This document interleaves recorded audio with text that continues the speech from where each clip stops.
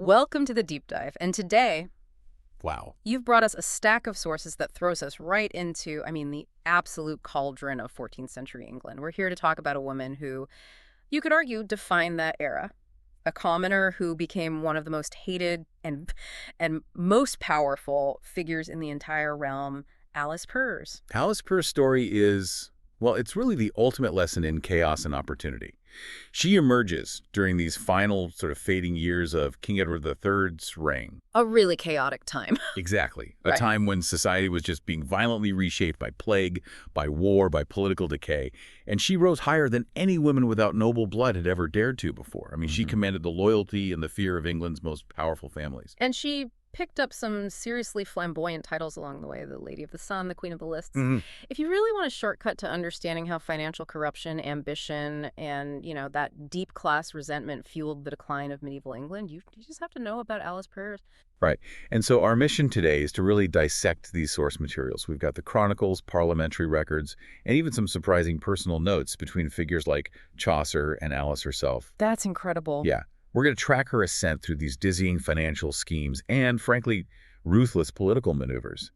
We need to understand not just how she got all that wealth, but why her very existence became such a profound threat to the established order that they had to engineer her spectacular, but temporary fall from grace. Her life is like a mirror, isn't it? Reflecting the violence of that age right back at us. It really is. Okay, so let's unpack this. We can't really get to Alice Purrs, the power broker, without first understanding the world she was born into.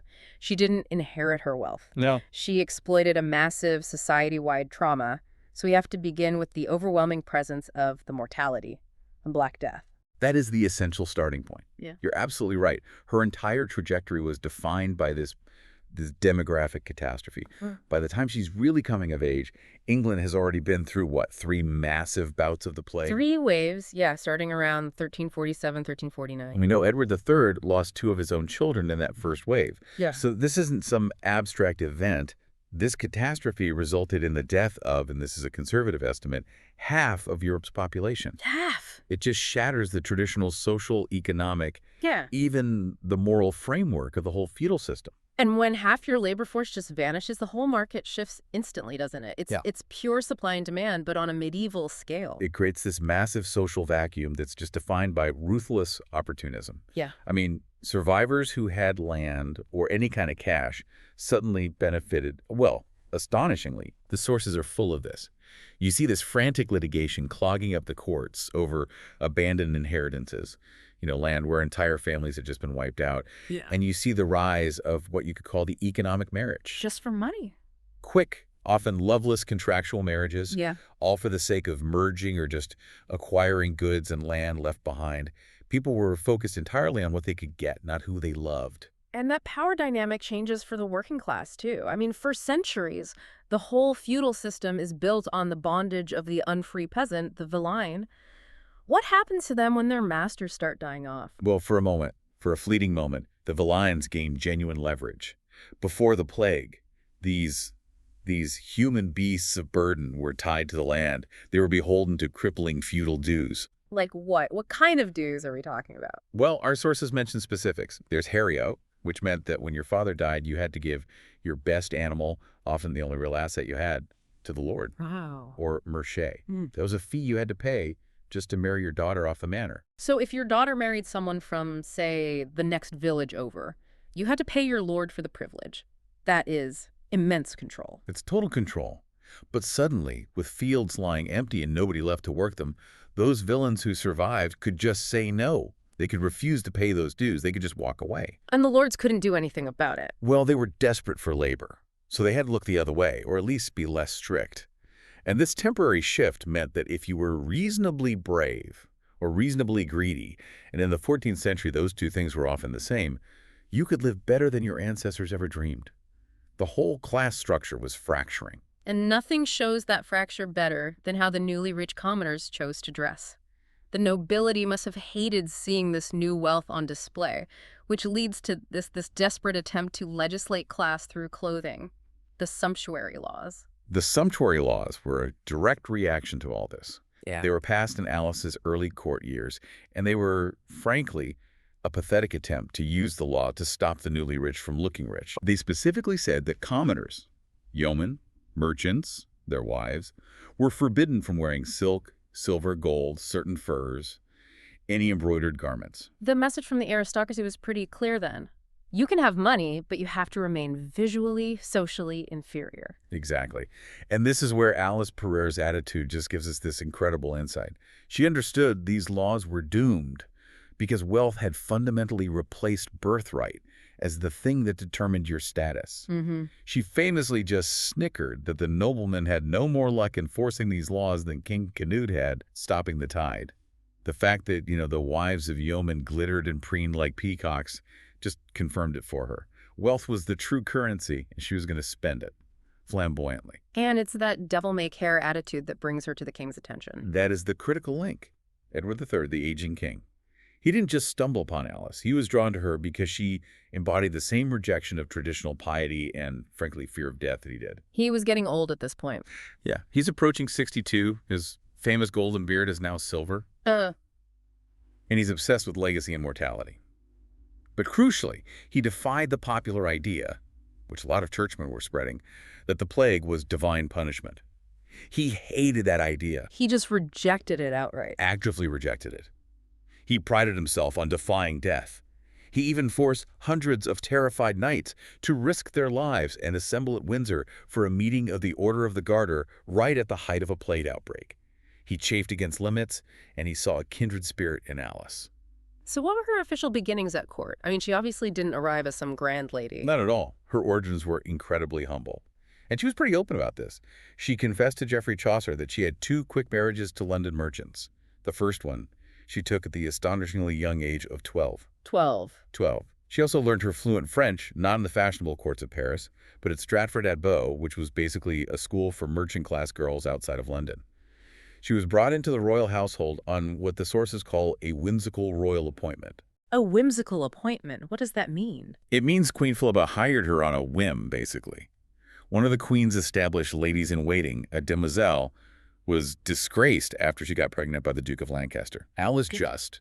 She filled a sudden, unexpected vacancy. So she starts as a placeholder, a total unknown, but she ends up running the show. That takes immense political skill, especially since for years she had no actual title. That is the absolute key to her power. For the 8 years after Queen Philippa's death, Alice held no official status beyond that shadowy calling of demoiselle to a long-dead queen. Yet she was running the royal households at Windsor, Sheen, Havering-atte-Bower. Controlling hundreds of servants, huge budgets. Massive expenditures, royal security. And she deliberately avoided noble titles because, as she saw it, titles were an encumbrance. They made you too visible, too easy a target for all the jealous nobles. But her influence was global. I mean, our sources suggest that even people outside of England understood her power. How does a woman with no title manage to command attention from the papacy? We have actual evidence that the Pope himself petitioned Alice for diplomatic favors. The Pope. The Pope himself. For favors related to the ongoing English wars in France. Now, think about that for a second. The most powerful religious leader in Europe, who normally only deals with kings and crowned princes. Right. He's bypassing Edward III's official channels and going directly to his untitled mistress. It tells you everything you need to know about where the real power was in England. It wasn't necessarily the throne itself. It was whoever controlled access to the king and, more importantly, the king's purse. And Alice was the ultimate gatekeeper. The ultimate gatekeeper. And everyone who needed a favor knew it, no matter what the official court record said her title was. This hidden power all seems to culminate around 1375. This is what we can call the apex of her influence. She decides to, I guess, shed the shadows and put on this huge public performance of power, claiming the title Lady of the Sun. Tell us about this audacious display at Smithfield. It was pure political theater. Yeah. I mean, it was designed to shock and to awe. Smithfield was the traditional site for jousting and pageantry, and she used it as her stage. She rode into the jousting ground as this glorious golden chariot, and for the whole week she was known as the Lady of the Sun and the Queen of the Lists. She's wearing massive amounts of Venetian gold, red taffeta, royal ermine, jewels, even, very controversially, pieces that John of Gaunt immediately recognized as belonging to his dead mother, Queen Philippa.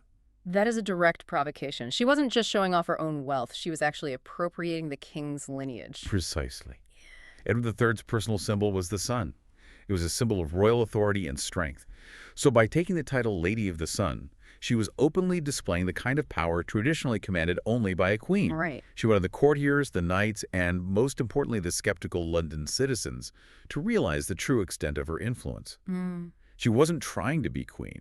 She already had the power of one, and she was making that fact plain for everyone to see.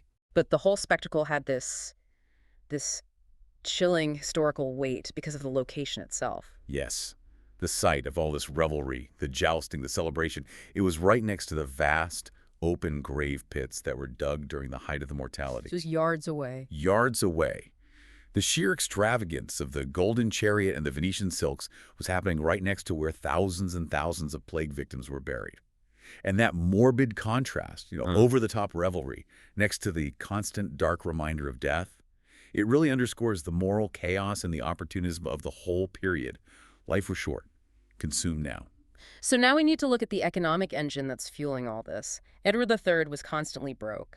He needed enormous sums for the disastrous ongoing war in France.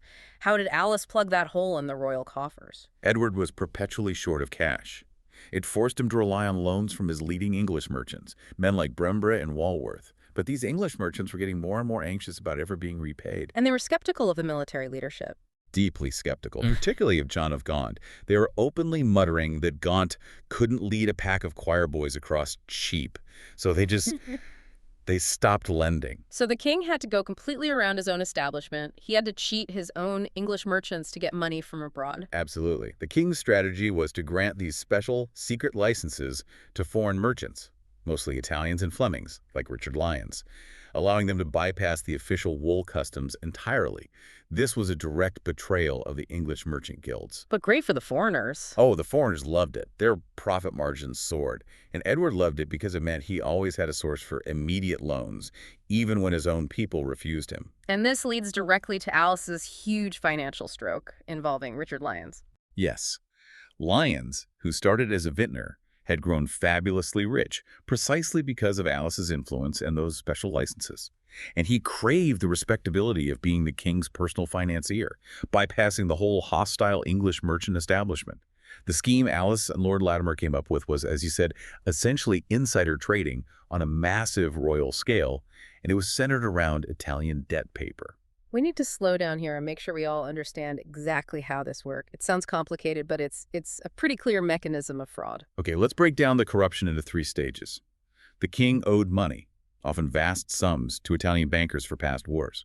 When the king couldn't pay, the value of that royal debt paper dropped dramatically on the open market. Right.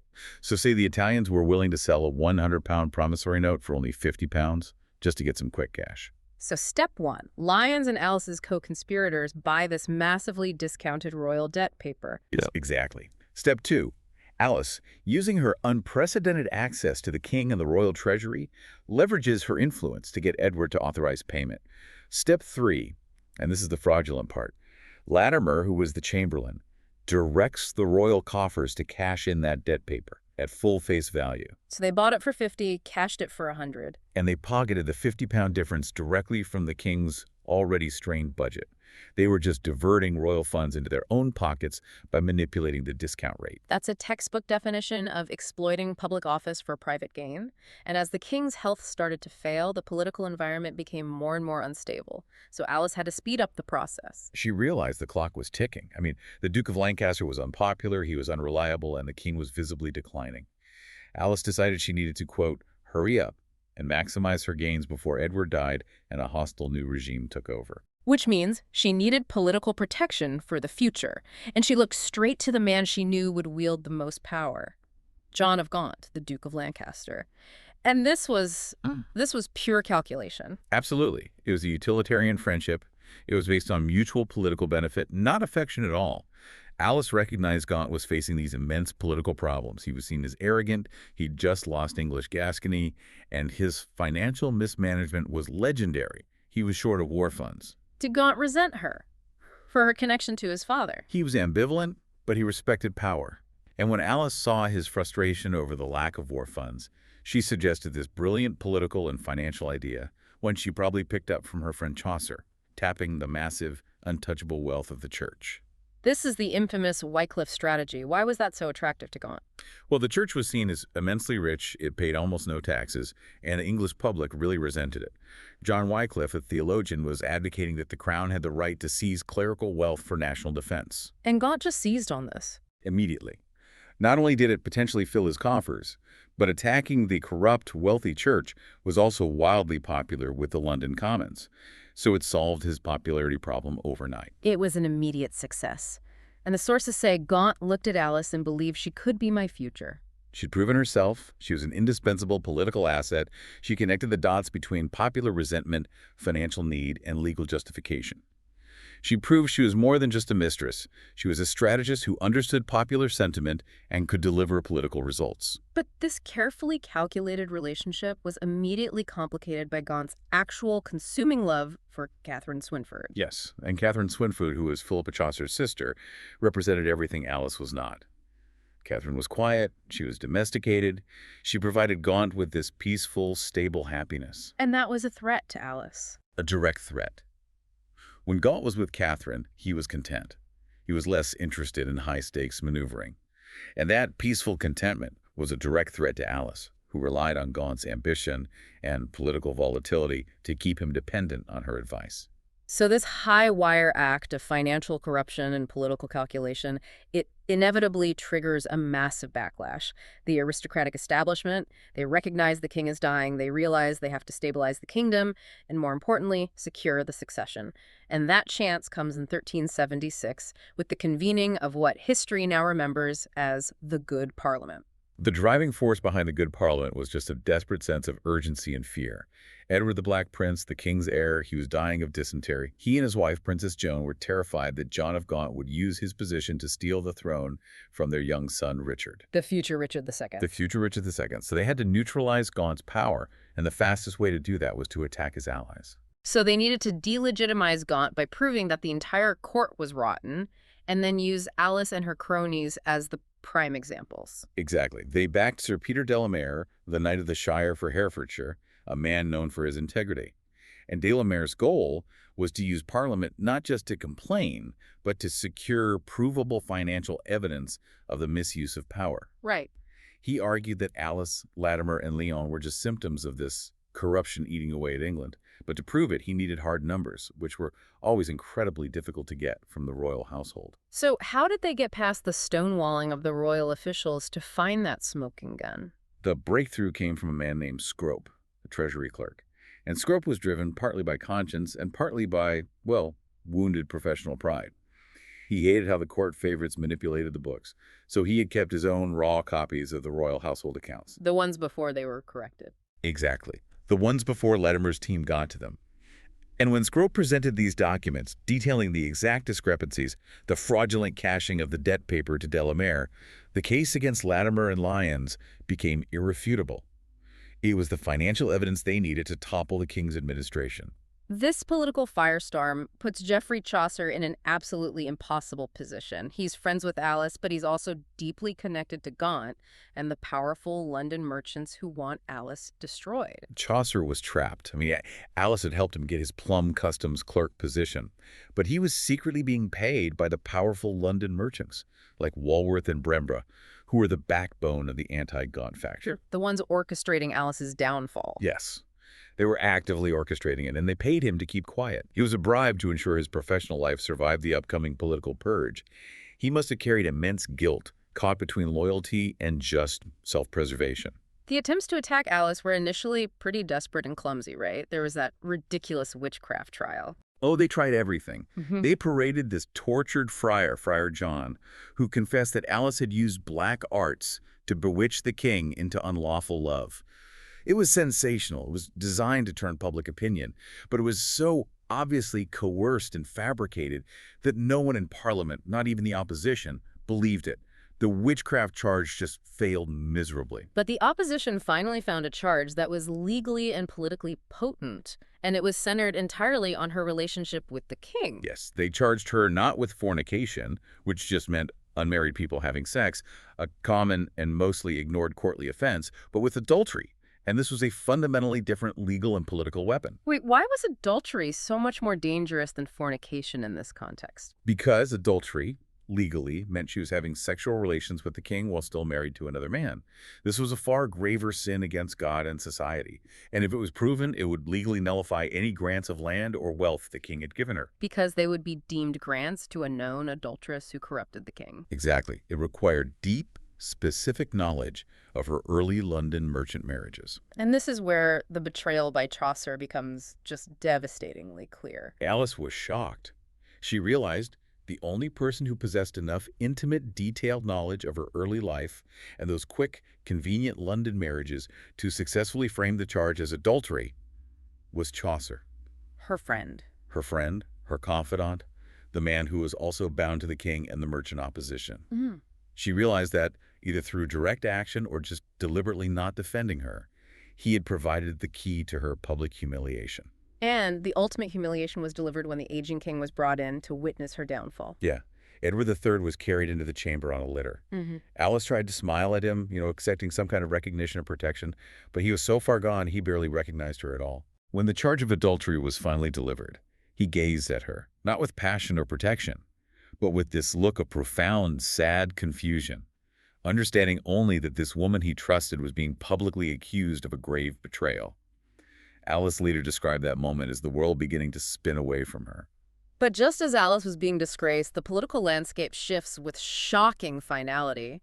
Edward the Black Prince, the opposition's sponsor, he dies. The Black Prince died in June 1376, and that removed the main source of stability and legitimacy from the opposition council. And John of Gaunt, he moved with staggering speed to reclaim power in a brutal counter-coup. How total was this reversal of fortune? It was ruthless. Incomprehensive. Gaunt immediately annulled every single act of the Good Parliament. He disbanded the newly formed opposition council, he banished key enemies like William of Wykeham, and he freed his imprisoned cronies, Latimer and Devil, restoring them to power and wiping away their previous humiliation. He effectively erased the Good Parliament from history. Completely erased it. And what was the price Gaunt had to pay to the king for this complete restoration of their power? Edward III was frail, but he still had these moments of cunning clarity. And when Gaunt came to him mentioning the annulment of the Parliament's decisions, the king's primary concern wasn't national policy. His only sort of wheedling question was, if I let you, will I get Alice back? Unbelievable. He wanted his nurse, his companion, and his gatekeeper back at any cost. So Alice returns in October 1376, fueled by pure vengeance. She returns to court, not just as Edward's mistress, but as his nurse and political partner. And she finds the feeling of vengeance intoxicating.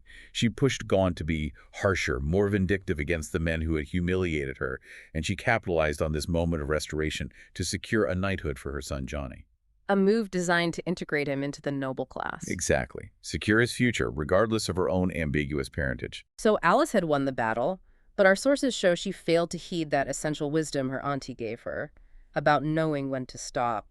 Her ambition, which had powered her incredible rise, now became a dangerous liability. Her final and permanent break with John of Gaunt was explosive. It led directly to her political exile. She was feeling utterly secure, wealthy, restored to the king's side. Her son was now a knight. But she overstepped with Gaunt. She pressed him about his failed French campaign, questioning if he truly wanted peace or a glorious military victory. She was trying to incite him toward grand ambition again, wasn't she? Yes, but she delivered the political calculation too casually, too domestically. Yeah. As the sources recount, she suggested he would gain total unquestioned power. And she used this soft, almost motherly voice when she suggested, when you're king. That one phrase, when you're king, immediately puts Gaunt in the role of a traitor in the eyes of the young successor, Richard II. It was a catastrophic misstep. Gaunt flew into a towering rage she had never seen. He recognized the political danger of the phrase, and he despised Alice's naked ambition. He accused her of trying to make him commit treason. He snarled, "You evil, bloody Jezebel." Wow. A phrase just dripping with self-loathing because he realized his own involvement with her had made him vulnerable. And Alice understood in that moment that his usefulness was over and that he utterly hated her. And this final massive rage led to her immediate final banishment. She was politically ruined again. Yeah. Edward III died in June 1377, and the new government immediately banished her. She lost most of her public property and titles, which were formally transferred to her estranged husband, William of Windsor, who was still away on campaign in Ireland. And Alice, ever the survivalist, retreats to Gaynes Manor in Essex. Yes, it was obscure. It was disconnected from the main trade routes and, crucially, from the political gossip networks of London. She had been clever. She Oh. transferred much of her liquid cash and portable valuables there beforehand. She also sent her children, who had become strangers to her because of her court life, to be raised by her auntie, Alison, in this remote location. So Alice Pers, the queen of the lists, is now just a woman hiding in the countryside, stewing in this monumental resentment against Gaunt and the establishment. And this leads us to the most incredible and controversial claim in the source materials, that Alice actually helped instigate the Peasants' Revolt of 1381. Wow. This is the moment where Alice's story transforms from political opportunism to radical vengeance. While she was exiled in Essex, she later confessed to Chaucer that she helped start the Peasants' Revolt specifically to scare the Duke. To scare Gaunt. To scare Gaunt. She was surrounded by this palpable, generalized class hatred that defined the countryside at that time. She felt the collective rage against the establishment, the very system that had just stripped her of her power, and she found herself filled with it. She admitted she had been repeatedly writing the phrase, "Now is the time," on parchment, just embracing the chaos. What evidence supports this beyond her confession to Chaucer? Did she have a specific mechanism for triggering a national revolt? The mechanism was personal. She had a close connection to the future rebel leader, Wat Tyler. The sources refer to Tyler as her near brother, which suggests a deep familial tie, though probably not a literal siblinghood. Wat Tyler was a former mercenary, a son of iniquity who had been living nearby in Kent, and he was nursing a huge personal grievance.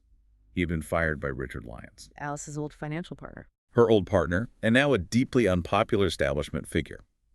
Tyler was explicitly looking for a chance to strike back at the establishment, and Alice was the perfect contact. A high-status individual who could provide direction, maybe funding, and certainly a moral justification for targeting the Duke of Lancaster. When the revolt exploded in June 1381, the rebels poured into London, and their targets were highly specific. They aligned perfectly with Alice's resentment. They did. The revolt was not primarily for common looting. The rebels were, quote, here to destroy.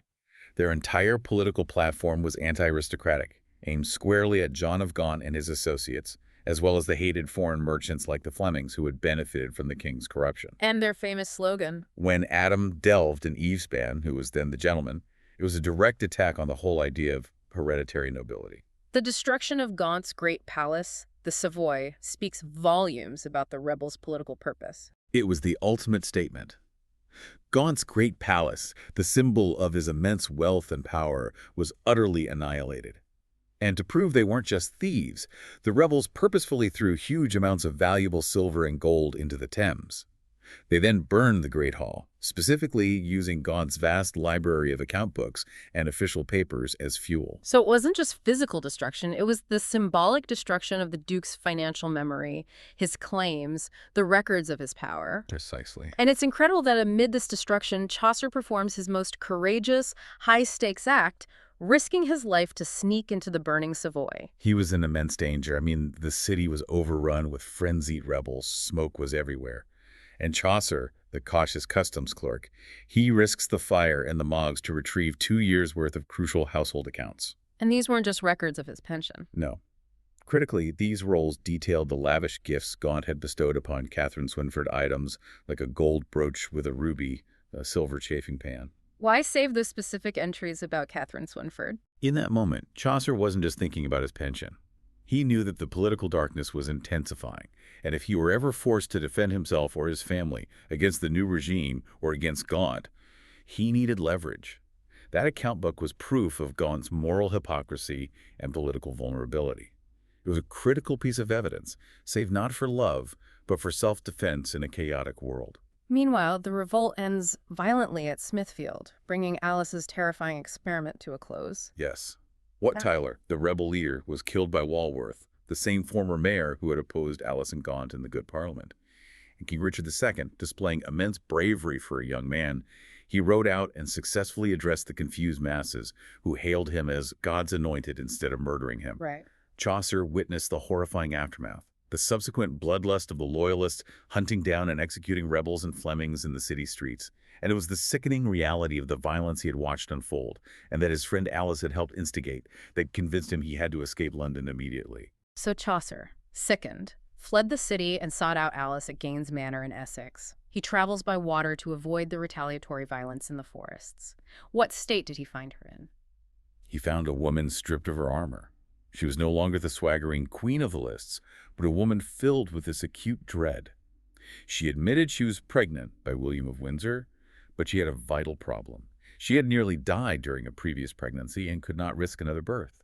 She was also protecting her son, Johnny, who had fallen sick during the revolt. She needed to secure the future of the new baby, Louis, but she also knew William of Windsor was returning, and he was coming back as a ruthless victor. That's the calculation. William of Windsor was on his way back specifically to crush the rebellion, severely and ruthlessly.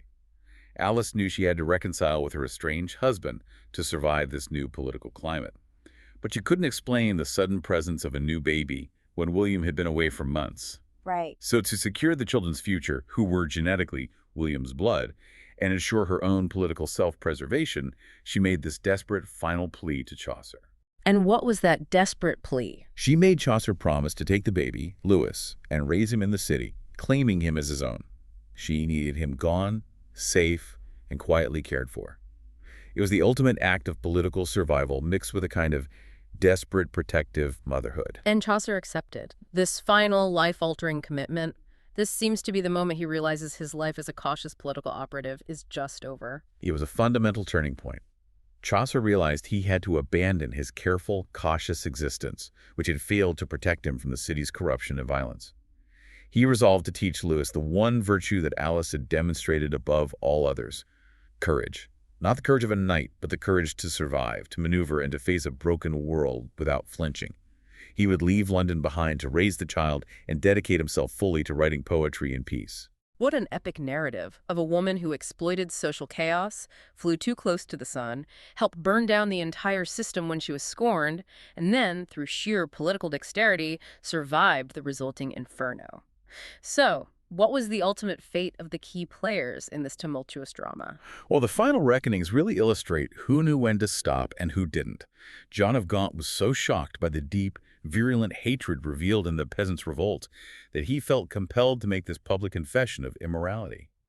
He temporarily renounced Catherine Swynford, calling her a she-devil. Though he did marry her later. He did, after his wife's death. But crucially, he never rebuilt the magnificent Savoy Palace. Instead, he focused on rebuilding his reputation through unwavering loyalty to the young Richard II. And what about William of Windsor, Alice's estranged husband and the father of the child Chaucer took in? William of Windsor returned as a hero. Right. He crushed the East Anglian rebellion with great severity and was made a baron for his efforts. Yet despite Alice's attempt at reconciliation, he never fully reconciled with her or their children. He died in debt in the north a year later, a man perhaps defined more by his ambition than his family. Then there's the figure who failed the ultimate test of knowing when to stop, the grasping London merchant who helped destroy Alice. Sir Nicholas Bremborough. He became massively rich and attempted to establish a tyranny in London, stealing mayoral elections using armed men to crush any dissent. His ambition led him too close to the increasingly volatile Richard II, and he was ultimately impeached and hanged for treason in 1388. He is the clearest example of how the opportunism that defined the age, when taken too far, becomes a fatal curse. And Alice Perrers herself, the catalyst for so much destruction. Alice Perrers is the ultimate survivor of the 14th century. She avoided political and physical destruction. She returned to William of Windsor, focused relentlessly on domestic life, and spent time schooling her auntie and her daughters to forget everything they knew about the rebellion William had just ruthlessly crushed. She endured the entire political tempest, proving that political dexterity, timing, and an absolute focus on self-preservation were the true currency of the age, far surpassing the value of noble birth. That brings us to the final provocative thought of this deep dive. Alice's life perfectly embodies that medieval metaphor of the turning wheel of fortune, the constant cycle of power. Regno, re-reign, regnavi, I used to reign, and regnamabo, shall I reign again? And for you, the listener, Alice Perrers existed in a time when social norms had collapsed, and the rule of law was frequently suspended by the powerful. Her life forces us to ask, when the foundations of society give way and everything becomes fluid and dangerous, is great ambition a dangerous curse that ultimately invites destruction? Or is it, as Alice clearly believed until the very end, the only possible route left to secure your survival and the future of those you love?